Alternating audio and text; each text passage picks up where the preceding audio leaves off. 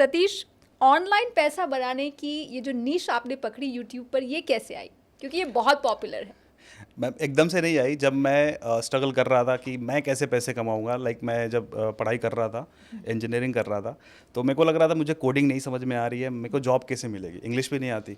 तो मेरे को टेंशन हो रहा था। तो कॉलेज में ही मैं वाईफाई मेरे को मिला था, तो मैं सर्च किया मैंने गूगल पे कि गूगल मेरे को बताओ भाई पैसे कैसे कमाएं, जॉब के अलावा और क्या कर सकते हैं हम कि जिससे पैसे बना सकते हैं। और इतना पता था कि कुछ लोग ऑनलाइन पैसे कमा रहे थे, बट कैसे कमाते थे मुझे नहीं पता था। देन मैंने सर्च करना शुरू करा कि हाउ टू मेक मनी। मुझे कुछ आइडियाज़ मिले, जैसे blogging, drop shipping, affiliate marketing, YouTube. तो मेरे को यूट्यूब और ब्लॉगिंग ऐसा लगा कि मैं ये कर सकता हूँ। इसमें ज़्यादा कुछ ऐसा नहीं करना कि जो मुझे नहीं आता हो, मैं उसको सीख सकता हूँ। तो मैंने सीखना शुरू करा। तो पहले ब्लॉगिंग से स्टार्ट करा। मैंने अपनी वेबसाइट बनाई, और वेबसाइट बनाई थी altuandfaltu.com। लल्लन टॉप से मैंने वो इंस्पायर्ड था, मैं उनसे उनका देखा था मैंने वेबसाइट। तो वहाँ से मेरे को लगा कि हम भी कुछ ऐसे लाइक रैंडम चीज़ें, थॉट्स लिखेंगे और या फिर जोक्स लिखेंगे, शायरी लिखेंगे, वहाँ से रैंक होगा और फिर पैसे बनाएंगे। बट जैसा सोचा था वैसा नहीं हुआ। तो ऑलमोस्ट 8-10 महीने और ट्राई किया। फिर हमने एक और टेक वेबसाइट बनाई, टेक युक्ति नाम से, जो वो साइट थी जो हमारी सक्सेसफुल काफ़ी आगे चली। एंड वहाँ से थोड़े बहुत हमने पैसे कमाए। फिर मेरे को था कि वहाँ से मैं पैसे तो कमा रहा हूँ, मेरे को कोई जान नहीं रहा है। तो मैंने यूट्यूब भी शुरू किया साथ साथ में, क्योंकि मेरे को वीडियोस बनाना पसंद था, बट यूट्यूब पे पैसे कैसे कमाएंगे ये नहीं पता था। तो मेरे कॉलेज की दोस्त ने बताया कि जो तुमको वीडियो एडिटिंग आती है, तुम वीडियोस बनाओ और उसको पोस्ट करो, और यूट्यूब उसको मोनेटाइज करता है। आज के रेट में कैसा है कि आप 1000 सब्सक्राइबर करो, 4000 आवर्स का वॉच टाइम पूरा करो, तब जाके आप पैसे कमाते हो। तभी ऐसा था कि आज आपने डे वन से वीडियो अपलोड करी, उस पर अगर व्यूज़ आते हैं तो पैसे आप डे वन से कमाते हो। मतलब आपने राइट टाइम पर यूट्यूब ज्वाइन किया। हाँ, तो ऑलमोस्ट मैंने 14-15 में ये सब मेरे को पता चल चुका था, 2014-15 में। एंड वहाँ से मेरी जर्नी शुरू होती है ब्लॉगिंग की और साथ साथ में यूट्यूब की। और दोनों मेथड से मैं पैसे कमाने लगा था ऑलमोस्ट 1-1.5 साल के बाद। तो मेरा जो फर्स्ट पेमेंट था ऑलमोस्ट $127 का था। तो उस टाइम पे कुछ 6,500 के करीब हुए थे, जो जिसने मेरे को बिलीफ दे दिया कि अब मैं ऑनलाइन पैसे कमा सकता हूँ, मेरे को जॉब करने की ज़रूरत नहीं थी। अब तब मेरा 4th ईयर आ चुका था, फाइनल ईयर। तो जैसे पास आउट हुआ, मैंने जॉब के लिए मैं गया ही नहीं। मैंने सोचा कि अब इसी को फुल टाइम करूँगा। उसको फुल टाइम करने के लिए मैं मुंबई चला गया। अब मुंबई क्यों गया? मुंबई में था यूट्यूब स्पेस, उस पर वर्कशॉप होते थे। तो मेरे को ये था कि अब मैं यहाँ से यूट्यूबर्स से मिलूँगा, वर्कशॉप करूँगा। तो ऐसे करके मैंने चीज़ें अपने लिए प्लान कर ली, और मुंबई जाके वहाँ से मैंने फुल टाइम करना शुरू कर दिया, क्योंकि वो मेरे को बिलीफ दे चुका था $127। एंड वहाँ से जब मैं पैसे कमाने लगा था, तो 1-2 साल हुए, मैंने थोड़े बहुत पैसे कमाए। तो मेरे को ना कुछ लोगों ने मैसेज करे इंस्टाग्राम पे, फेसबुक पे कि भाई तुम जॉब नहीं कर रहे हो, पैसे कैसे कमा रहे हो? तो मैंने बोला यार ये चीज़ बहुत लोगों को नहीं पता है। इवन मेरे को जानने में इतना टाइम लग गया। तो ऐसे बहुत सारे लोग हैं जिनको पता ही नहीं है, तो एक निश हो सकता है। फिर मैंने एक चैनल बना दिया अलग से कि उस पर बताने लगा कि आप ऑनलाइन पैसे कैसे कमा सकते हो। और फिर मेरी जर्नी बताने लगा कि हाउ आई स्टार्टेड, मैं कैसे मैंने शुरू किया, मैंने कैसे ऑनलाइन कमाया, क्या क्या तरीके हैं। और पढ़ना शुरू करा कि और ऑनलाइन क्या क्या चीज़ें होती है। फिर उनको एक्सपेरिमेंट करा, उनके ऊपर एक्सप्लोर करके जो रिजल्ट्स आए वो मैंने लोगों को दिखाया। तो वो सिलसिला अभी तक चल रहा है। आपका टारगेट अगले 3 साल में मैंने पढ़ा है कि 100 करोड़ का है। तो ये सपनों को सच करने का फॉर्मूला शेयर कीजिए। एक्चुअली क्या था कि करोड़ तो मैंने कभी सोचा नहीं था। जब मैं यूट्यूब में आया था तो मैं ये सोचता था कि 20 से 30 हज़ार रुपये कमा लूँगा तो एक डिसेंट जॉब के बराबर हो जाएगी। क्योंकि कॉलेज में हम ये सोचते थे 12,000 का पैकेज लगता था जिसकी जॉब लगती थी। तो 12,000 से अच्छा 20,000, 20-25 हज़ार कमा लूँगा तो रिश्तेदारों को भी बताने में अच्छा लगेगा कि हाँ 20-30 हज़ार महीने के कमा लेता हूँ। करोड़ कभी नहीं सोचा था। बट जब मैं इस इंडस्ट्री में आया तो मैंने देखा कि बहुत सारे ऐसे लोग हैं जो जितना मैं महीने का सोच रहा हूँ उतना दिन के कमा रहे हैं। और जब वहाँ तक मैं पहुँचा तो फिर पता चला कि जितना मैं साल का कमा रहा हूँ उतना लोग महीने का कमा रहे हैं। तो धीरे धीरे फिर मेरे गोल्स बढ़ते गए। जब मैं लोगों को देखता था, उनसे मिलता था, इंस्पायर होता था, उनसे कनेक्ट होता था, तो मेरी खास बात ये थी कि मैं लोगों से कनेक्ट बहुत जल्दी होता था।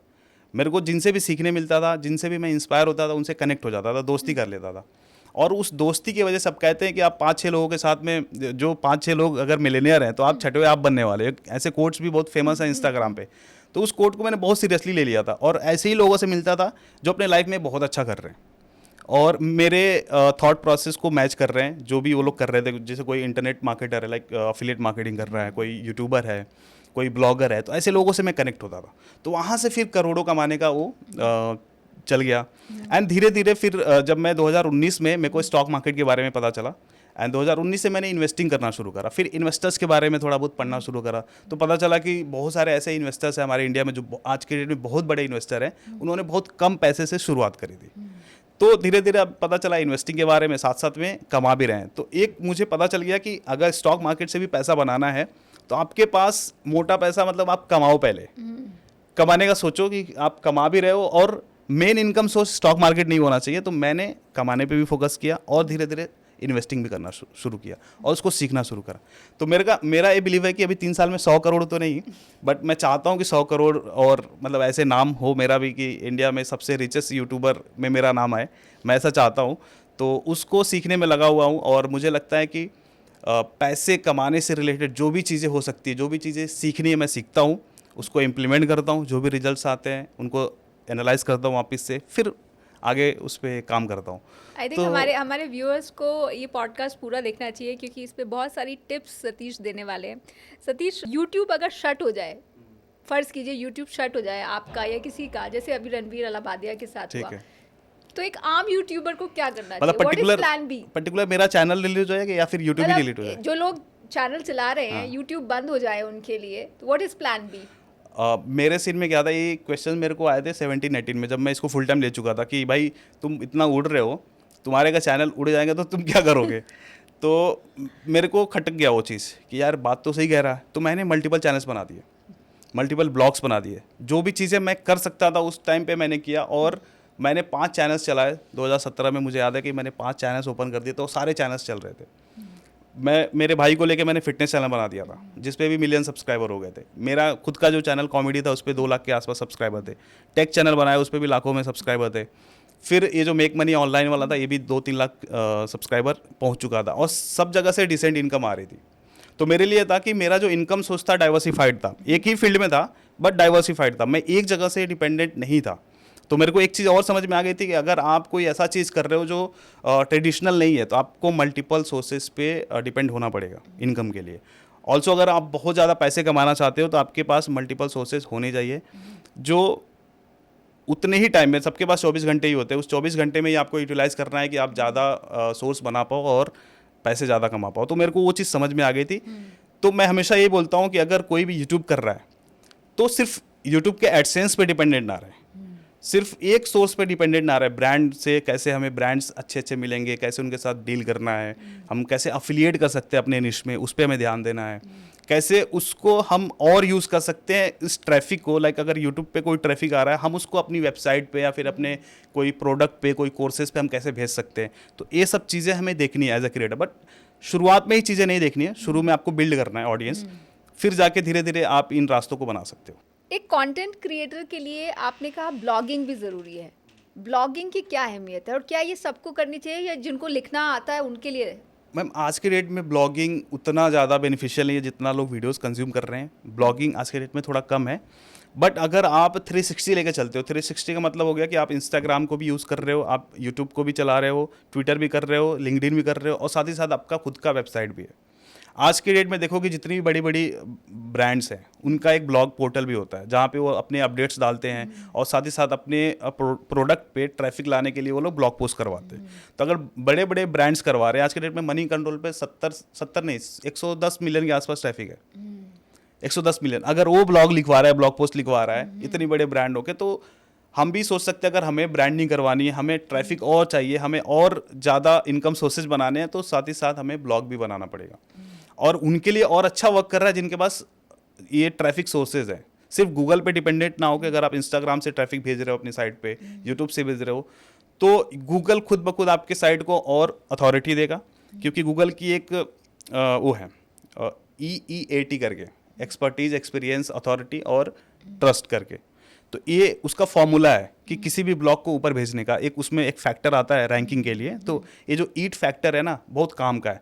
तो ईट फैक्टर कब बनेगा? अगर हमने जो हमारा ब्लॉग भी है, हमारा लिंक्डइन भी है, हमारा इंस्टाग्राम भी है, ट्विटर भी है, तो हमारे ब्लॉग की अथॉरिटी को ऑटोमेटिक थोड़ा सा अहमियत देगा गूगल, क्योंकि हमारी पर्सनालिटी के बारे में पता चल रहा है गूगल को। एग्जाम्पल के लिए कोई अगर हेल्थ का बंदा है और हेल्थ के बारे में टिप्स लिख रहा है अपने ब्लॉग पे, तो गूगल को कैसे पता चलेगा कि ये जो बंदा लिख रहा है सही में जेन्युइन पर्सन है, ऑथेंटिक कैसे पता चलेगा? तो उसको पता चलेगा सोशल मीडिया प्रोफाइल से। तो उसके सोशल मीडिया प्रोफाइल से गूगल जज करता है। अब किसी ने प्रोफाइल ही नहीं बनाया, ज़बरदस्ती उसको रैंक करवाने की कोशिश में लगा हुआ, तो ज़्यादा दिन नहीं चलेगा, जैसे अपडेट आएगा हिट हो जाएगा। तो उसके लिए कि हमें अगर ट्रैफिक चाहिए तो चारों तरफ से हमें बनाना पड़ेगा 360। तो आज के डेट में ब्लॉगिंग है अभी भी मतलब इम्पॉर्टेंट है, बट सिर्फ ब्लॉगिंग मुश्किल है। यानी सिर्फ ब्लॉगिंग भी ज़रूरी नहीं है, सिर्फ यूट्यूब भी काफ़ी नहीं है। ऐसे में कंटेंट मोनेटाइजेशन का फ्यूचर आप क्या देखते हैं? फ्यूचर है। आप देखो कि अगर हम कहते हैं कि अगर एक कंकड़ उठा के अगर फेंको तो जिसके ऊपर गिरेगा वो इंजीनियर होता है इतने ज़्यादा इंजीनियर्स हो गए हैं। तो ऐसे ही एक टाइम पे क्रिएटर्स इतने हो जाएंगे। अभी भी जैसे मैं देखता हूँ मेरे आस पड़ोस में इतने क्रिएटर्स नहीं है। अगर हम अपने गांव में देखें, अपने शहर में देखें, तो हाँ थोड़े बहुत मिल जाएंगे, उतने ज़्यादा नहीं मिलेंगे। जैसे हर घर में कोई ना कोई डॉक्टर है, इंजीनियर है, कुछ ना कुछ तो मिल ही जाएंगे आपको। तो अभी उस लेवल का क्रेज़ तो नहीं आया है, उतने लेवल का कंपटीशन अभी नहीं आया है। अगर डेटा की बात करें तो ऑलमोस्ट 8 करोड़ लोग क्रिएटर्स हैं, उसमें से 6-7 करोड़ तो सिर्फ इंस्टाग्राम पे हैं। यूट्यूब पे बहुत कम है वो जो क्रिएटर्स, रील बनाने वाले ज़्यादा हैं। तो 8 करोड़ क्रिएटर है, उसमें से पैसे बनाने वाले 1.5 लाख ही हैं। तो इनकी संख्या भी धीरे धीरे बढ़ेगी। और क्रिएटर इकोनॉमी के बारे में भी अगर वैल्यूएशन करे तो बिलियंस में है, बिलियन डॉलर की इंडस्ट्री है और धीरे धीरे बढ़ती जा रही है। तो ये बताया जा रहा है कि 2030 तक ये और स्कोप बढ़ेगा। इवन जो मेन स्ट्रीम मीडिया को जो एडवर्टीजमेंट मिलती है, वो एडवर्टीजमेंट धीरे धीरे क्रिएटर्स के पास आ रहा है। डिजिटल मीडिया की आवश्यकता हाँ, है। और डिजिटल मीडिया पे ज़्यादा पैसे खर्च किए जा रहे हैं और ये धीरे धीरे शिफ्ट हो रहा है। शिफ्ट नहीं बोल सकते, बट यहाँ भी फंड आ रहा है क्रिएटर इकोनॉमी में भी। तो मेरे को लगता है स्कोप तो बहुत है। तो सतीश ये बताइए, आपका सफ़र वाकई ज़ीरो से हीरो वाला है, इसमें मैनिफेस्टेशन का कितना बड़ा रोल है? Manifestation, okay. तो ये चीज़ मुझे पता चली थी 2018 में। मैं ऐसे ही स्क्रॉल कर रहा था तो मेरे को ना एक द सीक्रेट करके मूवी का वो थंबनेल दिखा मेरे को। तो मैंने बोला ये क्या है, और लॉ ऑफ अट्रैक्शन लिखा हुआ था। तो मैंने किसी के ऐसे वीडियो में सुन रखा था लॉ ऑफ अट्रैक्शन के बारे में, इवन बहुत सारे सेलिब्रिटीज़ भी बोलते हैं इसके बारे में। तो मैंने बोला देखते हैं क्या चीज़ है। तो जब वो चीज़ मैंने वीडियो देखी, हिंदी में थी वो, तो मेरे को बहुत ही अमेजिंग लगा कि यार ये बड़ी सही चीज़ है। और भी 2-3 लोगों के मुंह से मैंने सुना था, द सीक्रेट बुक के बारे में भी सुना था। तो मैंने क्या किया ना, द सीक्रेट बुक मंगाया और उस बुक को मैंने पढ़ा और फिर उसी तरीके से मैं प्रैक्टिस करने लगा अपने लाइफ में। मतलब जो चीज़ मेरे पास थी उस वक्त उसके लिए ग्रेटफुल होना शुरू कर दिया, थैंकफुल होना शुरू कर दिया। और जो चीज़ मुझे चाहिए थी उसको मैंने गोल्स बनाने शुरू करे, उसको लिखने शुरू करे। पहले मैं कुछ लिखता नहीं था ना, स्क्रिप्ट भी नहीं लिखता था हार्डली, मतलब कुछ पॉइंटर्स होते थे वो करके मैं कर देता था, गोल्स नहीं बनाता था बेसिकली। तो मैंने गोल्स बनाने शुरू करे और जो जो गोल्स मैंने लिखे थे इस साल मुझे ये गोल्स कंप्लीट करने, ये मुझे चाहिए। जैसे कि मैंने बाइक लिखा हुआ था अपने लिए, मुंबई में घर लिखा हुआ था, और पैसे मैं इस साल में $50,000 मैं करना चाहता हूँ, वो मैंने लिख दिया था $50,000 ऐसे करके। एंड जब वो साल ख़त्म हुआ तो रैंडमली ऐसे फ़ोन में स्क्रॉल कर रहा था नोट्स का कि मैं देख लूँ ज़रा, कुछ पॉइंटर्स मैं देख रहा था, तब तक मेरी नज़र उस पर गई कि गोल्स पे। एंड जब वो देखा तो लिटरली सारे गोल्स पूरे हो चुके थे। This is the power of manifestation. Manifestation. और उसको मैनिफेस्ट करने के लिए मैंने अलग से ज़्यादा एफर्ट्स नहीं डाले थे, मैं अपना काम जैसे करता था वैसे ही करता था। बस वो था कि मेरे लाइफ में जो थोड़े बहुत चेंजेस आए थे, ग्रेटफुलनेस थोड़ा सा आ गया था कि मैं शुक्रगुजार रहता था चीज़ों के लिए। एंड एक सुन रखा था कि आप वॉलपेपर लगा लो या फिर अपने बेडरूम में फ़ोटो प्रिंट करके उसको लगा लो, जो भी चीज़ आपको चाहिए तो वो चीज़ आपको मिल जाती है। तो मैंने भी क्या किया था, अपने लैपटॉप के स्क्रीन पे अपनी बाइक की फ़ोटो लगा रखी थी और विजुलाइज करता था अपने घर को कि मेरा घर कैसा होगा, उसका कलर कैसा होगा वॉल का, मेरा सेटअप कहाँ होगा, कैमरे का शूट कहाँ कर रहा रहूँगा। एग्जैक्टली सेम वैसे ही घर में मैं मूव हुआ था, मतलब मैंने लिया था जो अपना पहला घर मुंबई में। तो पहला घर मुंबई में बनाना आसान नहीं है, कितना वक्त लगा आपको और वो जर्नी कैसी रही? मैं 16 में गया था मुंबई, और तब चौल में रहता था मैं। बहुत छोटा सा रूम था, लगभग ये जो जिस रूम में हम शूट कर रहे हैं इससे भी छोटा रूम था। उसी में किचन था, बाथरूम उसी में, और वही आपका लिविंग एरिया है, वहीं शूट भी करते थे। लाइक पीछे कर्टन लगा देता था दीवार पे और शूट कर लेता था। तो वहाँ से निकलने का एक और थोड़ा सा वो था कि झड़प हो गई थी जिनके साथ मैं रहता था, शेयरिंग में रहते थे, 6 लोग रहते थे उस रूम में। तो झड़प हो गई थी, तो अब रातों रात मेरे को वहाँ से निकाल दिया। अब मैं रोड पे रात को 2 बजे सामान वामान लेके मैं सोचा क्या करूँ। तो मेरे रिलेटिव का घर था वहाँ पे, थोड़ा दूर पे मैं जहाँ रहता था। लाइक मुंबई में सेंट्रल लाइन में रहता था मैं, जगह एग्जैक्टली नहीं बता रहा हूँ। तो वहाँ से 2 घंटे का रास्ता था जहाँ पे मेरे रिलेटिव रहते थे। फिर मैंने उनको फ़ोन किया कि ऐसी ऐसी बात है, तो उन्होंने बोला हाँ ठीक है आ जाओ। तो फिर मैं रात को कैब लेके मैं पहुँच गया। एंड उस दिन से मैं सोचे जा रहा था भाई अब तो मुझे खुद का घर लेना ही पड़ेगा। और रिलेटिव के घर भी आप ज़्यादा दिन नहीं रह सकते, क्योंकि फिर वो रिलेशन खराब होता है। एक की 2-2 दिन 3-3 दिन जा रहे हो चलेगा, लेकिन अगर आप महीने दिन रहने लगे ना तो फिर वो थोड़ा सा दिक्कत होता है। तो मैंने सोच लिया था उसी दिन कि मेरे को घर चाहिए, और उस दिन से लेके ऑलमोस्ट मुझे 1 साल और लगे नए घर में शिफ्ट होने में। 1 साल से कम समय लगा था, क्योंकि मेरा पूरा फोकस हो गया था कि अब घर ही लेना है। एंड 2019 में जून का टाइम था, हाँ जून जुलाई में, जून में चाबी मिल चुकी थी, और फिर हमने जुलाई या अगस्त में हमने गृह प्रवेश करा था वहाँ पे। फिर मेरे पापा फर्स्ट टाइम मुंबई आए थे, और भी फ्लाइट से आए थे। तो मेरे को बड़ी खुशी हो रही थी कि पापा को मैं अगर मुंबई बुलाया भी तो फ्लाइट से आए हैं, मैं इतना खुश हो रहा था। एंड फिर पापा जब यहाँ से गाँव गए थे, मेरा गाँव देवरिया में पड़ता है, तो पापा की शॉप है, मेडिकल शॉप है, तो वहाँ पे उन्होंने 2 दिन तक मिठाइयाँ बांटी कि मेरे बेटे ने मुंबई में घर लिया। तो ये बात मेरे को मेरे कज़न से पता चली थी, उसने बताया था, मैं बड़ा खुश हुआ था। पापा ने ऐसे नहीं बताया था, लेकिन मेरे को ये चीज़ पता चली तो बड़ा अच्छा लगा था। ये बहुत तो इंस्पायरिंग 3 साल लगा था ऑलमोस्ट। हाँ, आप नेगेटिव कमेंट्स को या पर्सनल अटैक्स को कैसे हैंडल करते हैं, क्योंकि वो तो ज़रूर आते हैं ऑनलाइन। मैं थोड़ा सा ना इस मामले में मैं वीक हूँ। वीक की मतलब रिएक्ट कर देता हूँ, मैं लड़ भी जाता हूँ कभी कभी। मैं तो बोलता हूँ आ जाओ, अगर इतनी दिक्कत है तो सामने मिल के बात कर लेते। बट मुझे ऐसा लगता है इग्नोर करना चाहिए, क्योंकि अभी तो एक कुछ हद से ज़्यादा बढ़ चुका है हर किसी के लिए। अगर कोई भी वायरल वीडियो खोल लो, उसके कमेंट सेक्शन को आप देख लो, तो ज़रूर ऐसी ऐसी चीज़ें लिखी रहती है, ट्रोल करते हैं लोग, और काफ़ी हद तक नीचे गिर जाते हैं। तो मुझे लगता है आज के डेट में इग्नोर करना ही ज़्यादा बढ़िया है। आप डिलीट करो, इग्नोर करो, और आप अपना काम करो। बट मेरा कैसा है ना कि मैं ये चाहता हूँ, जैसे मैं जब कंटेंट बनाने लगा था, मैं लोगों के लिए ही बना रहा था कि मेरे को तो पता है कि अगर मैं कोई और भी कंटेंट बनाऊंगा मैं पैसे कमाऊंगा। बट अगर मैं वैसे कंटेंट बनाऊंगा जिसमें मैं लोगों को एग्जैक्टली बता रहा हूँ कि मैंने ऐसे पैसे कमाए हैं और ऐसे आप भी कर सकते हो, आप देख लो। इवन मैं उन लोगों को भी फीचर करता था जो ऑलरेडी इंटरनेट से पैसे कमा रहे थे। तो मेरा पूरा फोकस था लोगों के लिए मैं कर रहा हूँ, और लोग ही अगर उल्टा लिख रहे हैं मेरे को तो मेरे को ख़राब लगता था। और मैं फ्री में आज तक मैंने कोई कोर्सेज नहीं बेचे हैं अपने चैनल पे कि भाई मैंने ये चीज़ किया है, इसका तुम कोर्स ले लो। मैंने आज तक कोर्सेज नहीं सेल करे। फिर भी अगर लोग मेरे को बोल रहे हैं कि ऐसा वैसा, तो मेरे को ख़राब लगेगा, क्योंकि मुझे ऐसा लगता था कि मैं पूरी ऑनेस्टी के साथ मैं लोगों को सिखा रहा हूँ। तो कुछ लोग आपको नीचे खींचने के लिए आएंगे, तो मेरा ऐसा था कि आप सामने अगर मिल सकते हो तो मिल लो, या फिर मैं आ जाता हूँ आपकी जगह पे। तो ये मेरी कमी है, मुझे नहीं ऐसे उलझना चाहिए लोगों से। बट मैं ये सोचता हूँ कि उस बंदे की लाइफ बदल सकती है अगर वो थोड़ा सा सीरियस होकर उस कंटेंट को देख ले या उस चीज़ को समझ ले। तो मैं चाहता हूँ कि लोगों की लाइफ बदले, क्योंकि मैं भी ऐसे जगह से आता हूँ, मुझे पता है कि इंडिया में 90% लोग मिडिल क्लास से ही आते हैं, लोअर मिडिल क्लास से आते हैं, मिडिल क्लास से आते हैं। और देश आगे तभी बढ़ेगा जब हर कोई काम करेगा। अब एक घर में क्या होता है कि एक बंदा कमा रहा है, 10 लोग खा रहे हैं, तो ऐसे देश आगे तो नहीं बढ़ेगा। लोग बोलते हैं 5 ट्रिलियन इकॉनमी हो जाएगी, ऐसे नहीं होगा। हर किसी को काम करना पड़ेगा। आजकल लोग रील पे ज़्यादा टाइम वेस्ट कर रहे हैं, राइट। तो टाइम वेस्ट कर रहे हैं, प्लस किसी को कमेंट गलत लिख के उसमें भी सोच रहे हैं कि इसको क्या लिखना है। उस कितना क्रिएटिव दिमाग लगा रहे हैं, इतना बड़ा बड़ा पैराग्राफ लिख रहे हैं। अगर वही चीज़ स्क्रिप्ट लिखने में या फिर कंटेंट लिखने में लगाएं तो भाई बंदा पैसे भी कमाए, रास्ते भी खुले। आप 10 साल से यूट्यूब पे काम कर रहे हैं, ऑलमोस्ट 8 साल हो गए मेरे 8 को, साल हो गए। फुल तो टाइम करता हूं। और जैसा आपने कहा कि आप लोगों के लिए कंटेंट बनाते हैं, तो आपके लिए कितना बड़ा चैलेंज है कि अपने कंटेंट को फ्रेश रखें, रेलेवेंट रखें, न्यू रखें और ऑथेंटिक रखें, क्योंकि इतना कंटेंट बनता है। तो ये इस चैलेंज को आप कैसे फेस करते हैं? मेरे लिए इतना बड़ा चैलेंज नहीं है, बिकॉज मैंने वही चीज़ दिखाया है जो मैं करता हूँ। तो मैं अपनी लाइफ में जो जो चीज़ें कर रहा हूँ, अब एग्जांपल के लिए मैंने मान के चलो मैंने घर लिया, या फिर मैंने स्टॉक मार्केट का पोर्टफोलियो बना दिया 1 करोड़ का, ठीक है। तो अब मैंने 1 करोड़ का पोर्टफोलियो कैसे बनाया, मैंने शुरुआत कैसे करा, कितने का SIP मैंने स्टार्ट करा था, किस तरह के स्टॉक्स में मैं डालता था, किस तरह के फंड में मैं डालता था। तो ये चीज़ें मैं लोगों को बता रहा हूँ। अब इससे लोगों को एक केस स्टडी मिल रहा है कि एक लोअर मिडिल क्लास से बंदा आता है और फिर वो ये इंटरनेट पे पैसे कमा रहा है, फिर उस पैसे को इन्वेस्ट भी कर रहा है। ऐसा नहीं कि अब मैं अपने शौक भी पूरे करता हूँ, तो शौक पूरा करने के साथ साथ मैं इन्वेस्टमेंट भी कर रहा हूँ।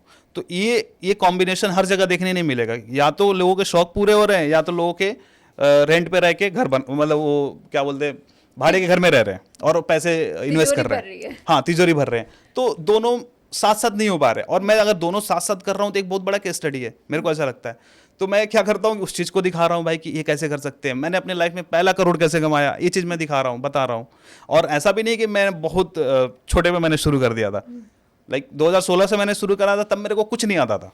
तो मेरे को लगता है आज के डेट में लोगों के पास डेटा है, लोग इतने पॉडकास्ट देख रहे हैं, लोग इतने सक्सेस स्टोरीज देख रहे हैं, अब इतनी बड़ी ये इकोसिस्टम बन चुका है क्रिएटर्स का। आज स्टूडियो आपको मिल रहा है, लोगों को एटलीस्ट पता है कि यूट्यूब कैसे काम करता है, कैसे इंस्टाग्राम पे कंटेंट डाल के हम फेमस हो सकते हैं। लोगों को ये सारी चीज़ें पता हो चुकी हैं आज के डेट में, तो लोग कर सकते हैं।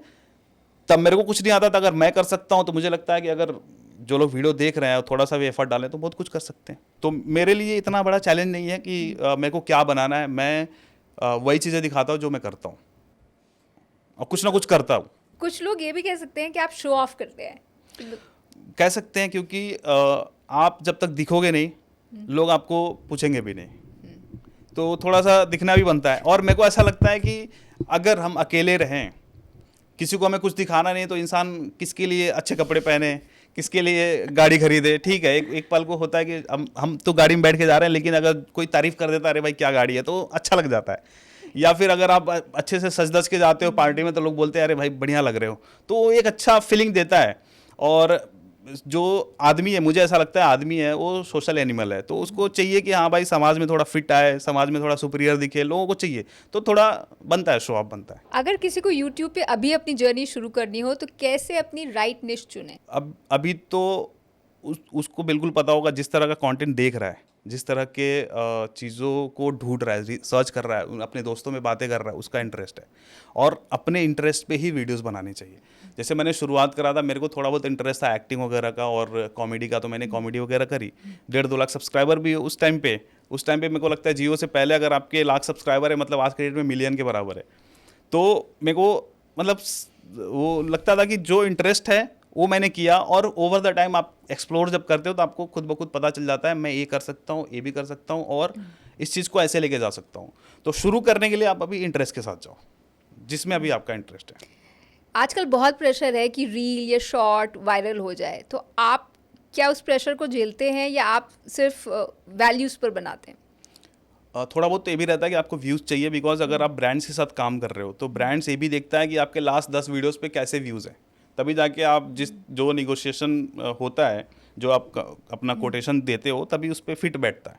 अगर मैं व्यूज़ के लिए भी अगर नहीं, अब मान के चलो शाहरुख खान ने कोई मूवी बनाई, किसी ने देखा ही नहीं, तो अगली बार प्रोड्यूसर उन पे पैसा लगाने के बारे में सोचेगा। तो ऐसे ही हमें देखना चाहिए कि ये जो कंटेंट है ज़्यादा से ज़्यादा लोगों तक पहुँचे भी, उसकी मार्केटिंग हम कैसे कर सकते हैं, थंबनेल कैसा बना सकते हैं, टाइटल क्या लिखना है, इस पे थोड़ा सा काम करना चाहिए। तो मैं भी करता हूँ, थोड़ा सा प्रेशर तो है ही है, नो डाउट। और आपको खुद को अच्छा नहीं लगेगा कि अगर मान लीजिए आपकी पीछे की 3 वीडियोस 1-1 लाख क्रॉस कर गई, अगली वीडियो 10,000 भी नहीं जा रही है, तो आप टेंशन में तो थोड़े आओगे कि मैंने क्या मिस्टेक कर दिया, तो वो सब थोड़ा प्रेशर रहता है। तो मेंटल हेल्थ को कैसे प्रिजर्व करें? उसके लिए मैं जिनसे इंस्पायर होता हूँ उनको सुनता हूँ या उनसे मिलता हूँ अगर मिल सकता हूँ तो, और पहले मैं देखता हूँ कि किस चीज़ ने मेरे को अच्छा फील कराया था, वो सब चीज़ें फिर से रिकॉल करता हूँ या फिर से उसको देखने की कोशिश करता हूँ। जो लोग अभी यूट्यूब से पैसा बनाना चाहते हैं और अभी एक क्राइसिस से गुजर रहे हैं, उनको आपकी सलाह? क्राइसिस मतलब किस तरह का crisis? Money crisis, financial crisis. Okay, तो यूट्यूब एंड ऑल ऐसा नहीं है कि डे 1 से पैसे दे देगा, मे बी किसी किसी के लिए डे 1 से भी हो जाए, लेकिन टाइम लगती है चीज़ों में। अगर मुझे लगता है कि किसी ने 1 लाख सब्सक्राइबर बना लिए और उनको ठीक ठाक व्यूज़ आ रहे हैं, 50,000 के करीब व्यूज़ आ रहे हैं पर वीडियो पे, तो मिनिमम लाख रुपए तो कमाएगा, 6 फिगर में तो ईजिली कमाएगा। तो अभी से स्ट्रेस लेने की ज़रूरत नहीं है, थोड़ा सा वक्त देना है कि हम कैसे उस लेवल पे आएँ। अब एग्जांपल के लिए अगर हमें यूपीएससी क्रैक करना है, तो यूपीएससी क्रैक करने के लिए हमें उतना एलिजिबल भी तो होना पड़ेगा, उतनी पढ़ाई भी तो करनी पड़ेगी। तो वैसे ही अगर हम यूट्यूब में हम चाहते हैं कि लोग हमें देखें या लोग हमारे कंटेंट को देखें, तो हमारा कंटेंट जो है उस लेवल का होना चाहिए कि लोगों तक पहुंचे, लोग उसको अप्रिशिएट करें, उसको शेयर करें। मतलब ये फैक्टर ज़रूर अपने वीडियोज़ में डालें कि लोग आपकी वीडियो को देखने के बाद शेयर ज़रूर करें, ऐसी वीडियो बनाइए। इसके अलावा ये भी आपसे जानना चाहेंगे कि कभी ऐसा हुआ कि किसी कंट्रोवर्सी ने आपको बहुत परेशान कर दिया और आपने सोचा कि बस बंद कर दे? एक बार हुआ था, 2017 की बात है। मैं तभी कॉमेडी वीडियोस करता था और साथ साथ मैंने कपिल शर्मा से इंस्पायर होके मेरा एक शो शुरू करा था, द इंडियन यूट्यूबर शो। ऐसे पॉडकास्ट ही हम लोग कर रहे थे। तो एक इंटरव्यू मैंने किया था, एक शर्मा जी टेक्निकल, बहुत ही लाइक फेमस क्रिएटर है, जिन्होंने हिंदी में कंटेंट बनाना शुरू करा था यूट्यूब पे 2015 से। तभी हिंदी में क्रिएटर्स थे ही नहीं, और जो भी शुरू करता था इंग्लिश में शुरू करता था।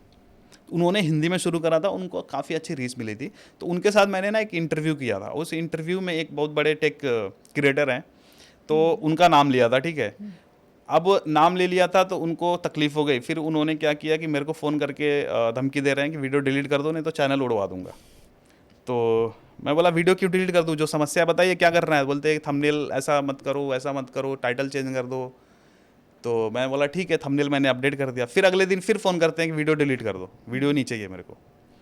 तो मैं बोला वीडियो तो नहीं डिलीट करूँगा मैं।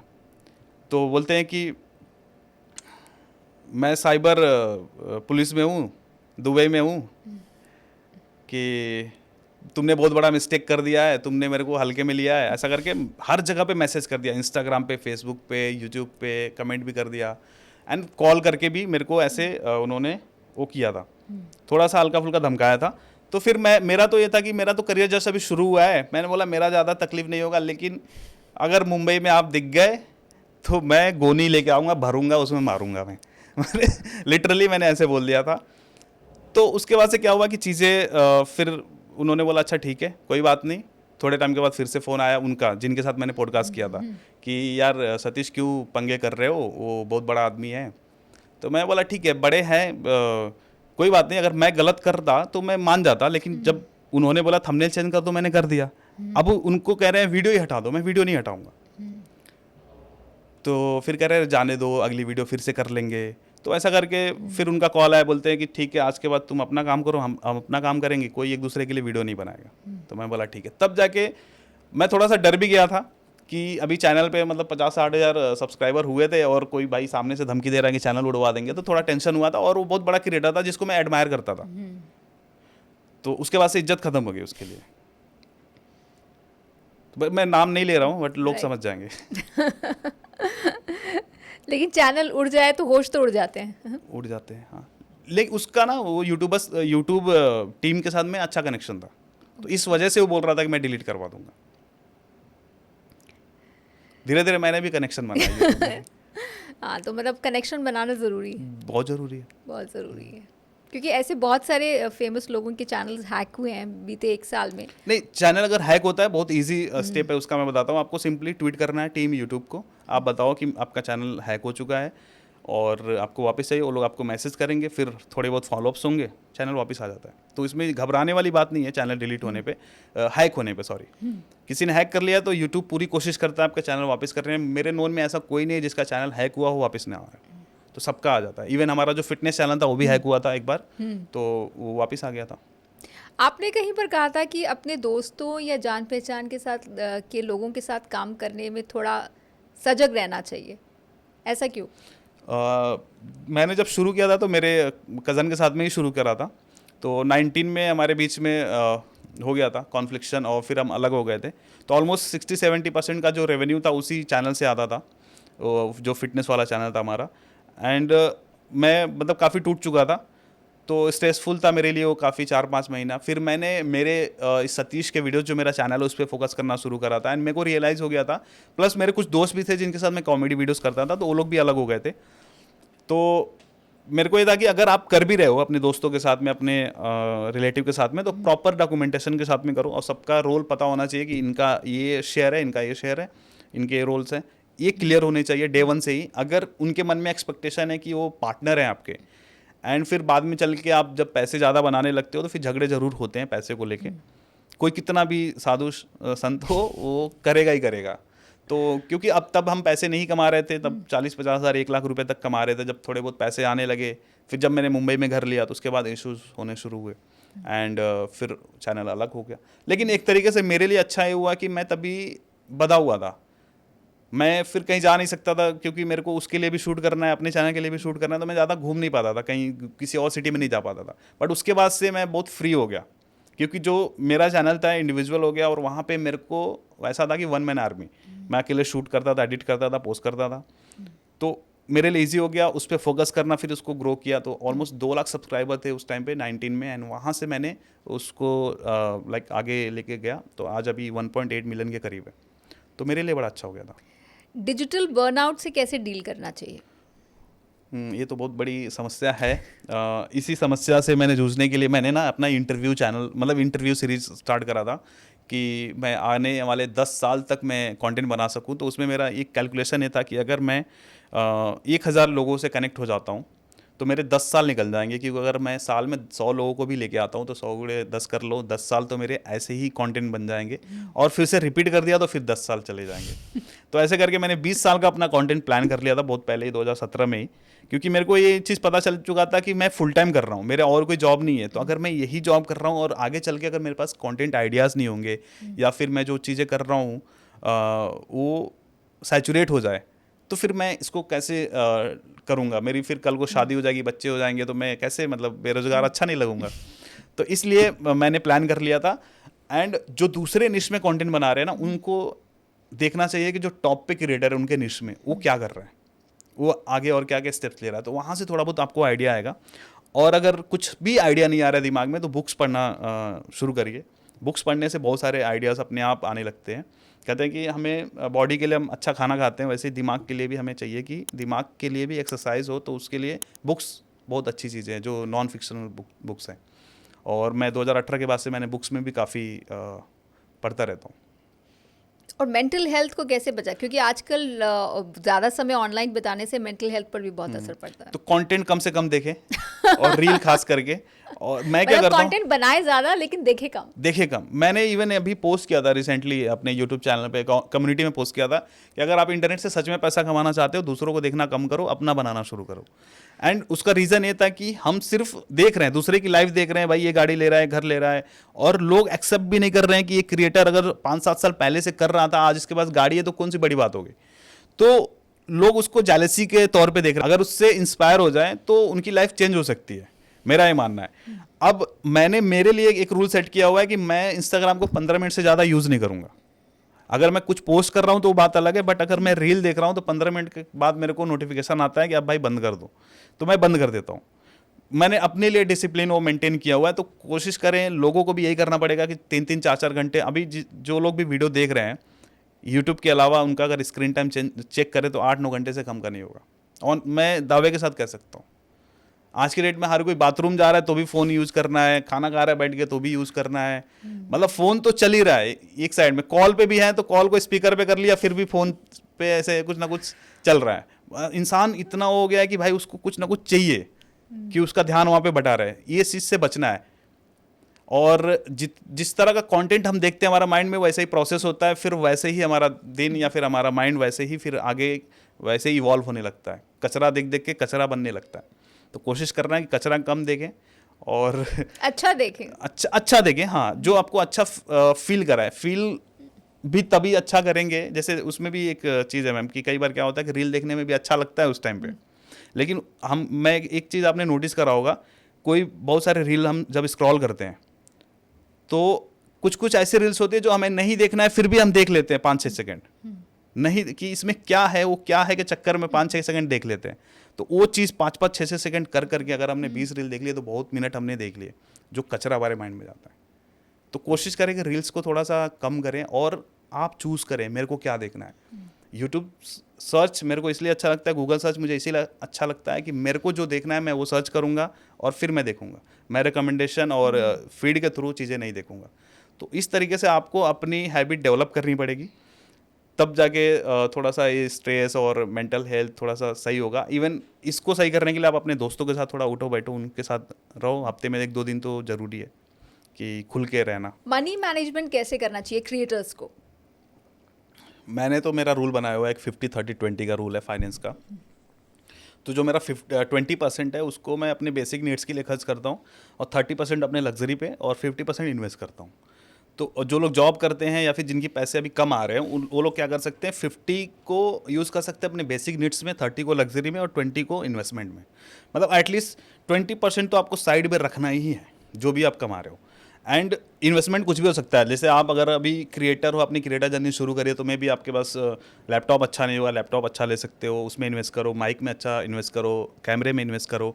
एंड धीरे धीरे फिर थोड़े बहुत फंड और बचाते जाओ कि ताकि फ्यूचर में आपको काम आए। और जब पैसे हमारे पास होते हैं ना, तो एक कॉन्फिडेंस भी रहता है, डिसीजन लेने में हम थोड़े से फास्ट हो जाते हैं कि कोई भी हमें डिसीजन बनाना, हम देखते हैं इसमें मैक्सिमम हमारा लॉस कितना हो सकता है, क्या हम उस लॉस को बियर कर पाएंगे, फिर आप डिसाइड कर पाते हो करना है कि नहीं करना है। तो पैसे बचाना ज़रूरी है और थोड़ा सा इन्वेस्टमेंट के बारे में भी लोगों को सीखना चाहिए। खुद पे इन्वेस्ट तो ठीक है, बट उसके अलावा भी कि पैसे को और कैसे ग्रो कर सकते हैं, उसके लिए भी इन्वेस्टिंग सीखना चाहिए लोगों को। पैसे से पैसा कैसे बनाएं? पैसे से पैसा, या तो देखो हम जो बिजनेस कर रहे हैं वहाँ से पैसा बनेगा, या फिर कोई और बिजनेस कर रहा है उसके बिजनेस में हम इन्वेस्ट करके पैसा बना सकते हैं। यही सिंपल सा रूल है। तो किसी और के बिजनेस में हम कैसे इन्वेस्ट कर सकते हैं? शेयर मार्केट के थ्रू। तो आप स्टॉक मार्केट में, जैसे मैंने बोला 20% इन्वेस्ट करना है, तो 20% या तो आप SIP कर दो। अगर कुछ भी समझ में नहीं आ रहा, जैसे मैंने तो थोड़ी बहुत पढ़ाई करी थी, भाई ये मार्केट वर्क कैसे करता है, चलता कैसे, हम शेयर मार्केट में पैसे मैं क्यों दूँ, मतलब मैं मेरा पैसा किसी और पर्सन को क्यों दूँ कि भाई ले तू कमा के मेरे को देना, मैं किस बिहाफ पे दे दूँ, किस बेसिस पे दे दूँ। तो मैंने पढ़ना शुरू करा, मेरे को समझ में आ गया। बट जिनको बिल्कुल समझ नहीं आ रहा है, सीधा सिंपल है, इंडिया पे पैसा लगाओ। मतलब आप इंडेक्स पे पैसा लगाओ, इंडेक्स फंड में आप एक रेगुलर SIP कर दो, या फिर जब भी आपको लग रहा है कि इंडेक्स थोड़ा सा डाउन हुआ है, आपके पास फंड पड़ा है, आप पैसे डाल दो। तो इंडेक्स फंड का फ़ायदा है कि जब इंडिया ग्रो कर रही है, निफ्टी हमारा बढ़ रहा है, तो आपके पैसे बढ़ रहे हैं। और अगर बाई चांस वॉर वाली सिचुएशन हो जाती है, कोविड वाली सिचुएशन आ जाती है, उस टाइम पे थोड़ा सा मार्केट गिरता है, तो तब भी पैनिक नहीं करना है। तब भी देखना है कि अगर मेरे पास एक्स्ट्रा फंड है तो उस गिरते हुए मार्केट में भी आप थोड़े बहुत पैसे डाल दो। अब होता क्या है कि जैसे ऐसे बहुत सारे ज्ञान लोग सुनने के बाद क्या करते हैं, ऑल इन कर देते हैं। मतलब कि यार ये सही चीज़ है, अच्छा रिटर्न आ रहा है, मतलब पिछले 4-5 साल से काफ़ी अच्छा रिटर्न दे रहा है मार्केट, तो लोग सोचते हैं यार ये तो हर इन्वेस्टमेंट से बढ़िया है, मतलब गोल्ड भी इतना रिटर्न नहीं दे रहा है, ये रियल एस्टेट भी इतना रिटर्न नहीं दे रहा है, तो हम शेयर मार्केट में ही सारे पैसे लगा देते हैं। एक बार मैंने सुना था कि कहीं तो ऐसा हुआ था कि लोगों ने अपने घर बेच बेच के सारे पैसे डाल दिए थे, एकदम से मार्केट क्रैश कर गया। अब लोगों के पास रहने को घर भी नहीं है, पैसे तो जो लगाए थे वो डूब गए। तो हमारे पास जो एक्स्ट्रा फंड है उसी को इन्वेस्ट करना है, कि ताकि थोड़ा ऊपर नीचे भी हो तो हम झेल लें। और इन्वेस्ट करने से पहले कुछ बेसिक चीज़ें हैं, जैसे कि अपना टर्म इंश्योरेंस, हेल्थ इंश्योरेंस, और 3-4-5 महीने का आप वो कर लो, इमरजेंसी फंड रख लो, उतने जो आपका एक्सपेंस है उसके अकॉर्डिंग, कि उस फंड को आप कभी भी रात को 12 बजे आपको यूज़ मतलब चाहिए, तो रात के 12 बजे आप ले पाओ। तो ये बेसिक चीज़ करने के बाद आप इन्वेस्टमेंट की तरफ बढ़ो। राइट। आप अपने आइडल संदीप महेश्वरी के शो पर भी इनवाइट हुए थे, वो कैसे मुमकिन हुआ, और ये भी क्या मैनिफेस्टेशन का नतीजा था? क्या सीखा आपने संदीप से? मैनिफेस्टेशन का नतीजा तो है, लेकिन संदीप सर इन सब चीज़ों में नहीं बिलीव करते हैं, लॉ ऑफ अट्रैक्शन ये सब चीज़ों में। मैं बताता हूँ, मैंने क्या, मेरी तबीयत ख़राब हो गई थी जब मैं मुंबई में 2021 में था, डेंगू हो गया था मेरे को। तो मैं ना वहाँ से घर चला गया, और घर ऑलमोस्ट 8 महीने रहा। तो वहीं पे घर पे ही मैंने एक स्टूडियो बनाया अपने लिए, क्योंकि मेरे को काम तो करना ही था, वीडियोज़ बनाने ही थे। तो स्टूडियो बनाते हुए ना मैंने उन लोगों की मैंने तस्वीरें लगाई अपने स्टूडियो में, जिनसे मैं इंस्पायर होता था बहुत ज़्यादा, कि उनको देखूंगा तो मेरे को उनके कैरेक्टरिस्टिक्स में को याद आएंगे कि भाई इनके अंदर एक क्वालिटी है। तो मैंने संदीप सर का फ़ोटो सबसे ऊपर लगाया था, और फिर एक स्टूडियो का टूर दिया था अपने चैनल पे। मैंने उस वीडियो में मैंने बोला था कि मैंने संदीप सर से तो मैं मिला नहीं हूँ, बट मैं इनसे मिलना चाहता हूँ, लेकिन कोई रास्ता नहीं है, मैं पता नहीं कैसे मिलूँगा, मुझे नहीं पता, बट मैं इनसे मिलना चाहता हूँ। और उनसे इसलिए बहुत ज़्यादा इन्फ्लुएंस था कि 2012-13 का टाइम था, और उनकी वीडियोस मेरे हॉस्टल में, जब मैं कॉलेज में था तो हॉस्टल में देखते थे लोग, तो मेरी नज़र पड़ी थी, और मैंने देखा था कि भाई इस बंदे को IIT वाले सुन रहे हैं, तो ये ज़रूर बंदे में कुछ तो बात होगी, तभी तो IIT वाले सुन रहे हैं इसको। एंड तब से मैंने उनको फॉलो करना शुरू करा था। एंड कहीं ना कहीं अगर मेरे लाइफ में जो पॉजिटिव चेंजेस आए हैं, वो उनका बहुत बड़ा, उनके वीडियोज़ का बहुत बड़ा रोल है। एंड जब मैंने वो बनाया था वीडियो, अभी स्टूडियो का जब टूर मैंने बनाया था, उसके 8 महीने बाद मैं उनके शो में था। मेरे को मतलब मैं यकीन नहीं कर पा रहा था कि मैं इनके शो में कैसे जा रहा हूँ, मतलब इन्होंने कैसे ये सीरीज़ शुरू करा है, क्योंकि इसके पहले तक ये दूर दूर तक लोगों से मिलते ही नहीं थे, बहुत रेयरली किसी से मिलते थे। स्टूडियो में ही जो उनके आ रहे उनसे ही मिलते थे। उसके बाद इन्होंने शो शुरू करा कि यूट्यूबर्स के साथ में इन्होंने पॉडकास्ट करना शुरू करा, और मैंने अप्लाई भी नहीं किया था। मेरी टीम ने बोला अप्लाई कर देते हैं, मतलब मेल डाल देते हैं, क्या फ़र्क पड़ता है, पैसे थोड़ी लग रहे हैं। तो मैंने बोला सही कह रहे हो, मैंने फिर मेल डाल दिया। बट मेल का रिप्लाई आया ऑलमोस्ट 1.5 महीने के बाद। मैं मतलब ये मान चुका था मेरे को रिप्लाई नहीं आएगा, बट 1.5 महीने के बाद कॉल आता है मेरे को सीधा। एंड मैं बड़ा खुश हुआ था। उस टाइम पे मैं कहीं और दूसरे सिटी में था। उन्होंने बोला कब आ सकते हो, मैं बोला आप कल बोला, मैं कल आ जाऊँगा, मैं चाहे आज कहीं भी हूँ, मैं कल ज़रूर आ जाऊँगा। तो उन्होंने बोला कल नहीं, मतलब उनकी टीम ने, कि आपको 2 डेट मिल रहे हैं, इस डेट पे आप आ जाओ। तो उनसे जब मैं मिला तो उनका अलग ही हो रहा है। ऐसा नहीं कि मैंने उनकी वीडियोस देखी हैं तो मैं उनका बहुत बड़ा फ़ैन हूँ, मतलब कोई भी इंसान अगर जो उनको पहले से नहीं जानता वो भी देखेगा तो बोलेगा यार गज़ब के इंसान है। तो मज़ा आ गया, उनसे बातें करी 1 घंटे, तो ऑलमोस्ट हमने ऑफ कैमरा भी 1 घंटे हमने उनके साथ बैठे थे। मतलब ये अच्छा लग रहा था, इतने बड़े इंसान होने के बाद भी हमें टाइम अलग से दे रहे थे। ऐसा नहीं कि शूट हुआ चलो भाई अब अपना काम करो, हमें अगले शूट पे जाना है, ऐसा नहीं था। तो अच्छा लगा था। चलते चलते यूट्यूबर्स के लिए कोई सलाह? यूट्यूबर्स हैं चाहे कोई भी है, अपने लाइफ में आप जो भी कर रहे हो आप उसको करो। आपको आगे का भी थोड़ा सा देखना है कि आप आगे कैसे इवॉल्व करोगे। ये चीज़ें जैसी अभी चल रही हैं मे भी आगे वैसे वर्क ना करें, तो आपको हमेशा कुछ ना कुछ देखते रहना है। अपने ही फील्ड में देखो, लेकिन आपको इवॉल्व होना है। फेल वही होते हैं जो इवॉल्व होने की कोशिश नहीं करते हैं, तो हमें वही करना है। और अपनी ऑडियंस को देखो, अपनी ऑडियंस को एनालाइज करो कि उनको क्या चाहिए, आप उनसे कैसे कनेक्ट कर सकते हो। कोशिश करो कि आप कम्युनिटी पोस्ट के थ्रू, पोल्स के थ्रू या मीटअप्स कर सकते हो, लाइव आ सकते हो उनसे कनेक्ट होने के लिए। जब जितना ज़्यादा आप कनेक्ट होगे अपने ऑडियंस के साथ में, उतना ही ज़्यादा आप ग्रो करोगे। मैंने मतलब हमेशा यही किया है कि मैं मीटअप्स भी करता था मैं पहले, तो हर साल एक मीटअप अरेंज करता था। अभी कोविड के बाद से मैं नहीं कर पा रहा हूँ, बट मैं प्लान कर रहा हूँ कि फिर से मैं अपने सब्सक्राइबर्स से मैं मिलने की कोशिश करता रहता हूँ। तो उससे क्या होता है कि आपको पता चलता है कि आपको देखने वाले किस तरह के लोग हैं, उनको क्या ज़रूरत है, किस तरह का कंटेंट उनको पसंद है, तब जाके आप उनके लिए और अच्छा डिलीवर कर पाते हो। तो मेरे लिए ये चीज़ें वर्क करती हैं और आपके लिए भी कर सकती हैं, करेंगी भी। यही तरीका ही है, क्योंकि अगर हम जिनके लिए वीडियो बना रहे हैं अगर उनको ही पसंद नहीं आ रहा है तो क्या करोगे आप वीडियो बना के। बहुत बहुत ही शानदार टिप्स दिए हैं। Thank you so much for thank you coming ma'am, on this thank show. You so it much. Has been a pleasure talking to you. Thank you so much. और मुझे यकीन है कि जो भी लोग इस पॉडकास्ट को सुन रहे हैं उन्हें बहुत कुछ सीखने और जानने को मिला होगा। Thank you for watching us.